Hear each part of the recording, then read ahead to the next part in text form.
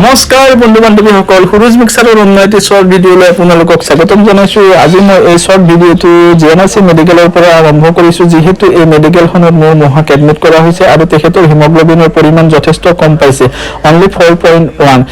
মহাক blood দিয়াৰ কাৰণে এই মেডিকেলখনত উপস্থিত হ'লোঁ আৰু খন্তেক সময় জিৰণি লোৱাৰ পিছত মই ব্লাড বেংকত গৈ এয়া ব্লাড দিয়াৰ কাৰণে সম্পূৰ্ণ ৰেডি। যিহেতু ইয়াৰ আগত মই 4বাৰ ব্লাড ডোনেট কৰি পাইছোঁ, গতিকে ভয় খোৱাৰ কোনো প্ৰয়োজন নাই। আৰু এই ব্লাড বেংকৰ বিচনাৰ পৰা আপোনালোকক এটাই অনুৰোধ জনাওঁ, যিসকল সুস্থ আছে তেখেতসকলে বছৰত এবাৰ হ'লেও দুবাৰ হ'লেও ব্লাড ডোনেট কৰি অন্য এজনৰ জীৱন ৰক্ষা কৰে যেন।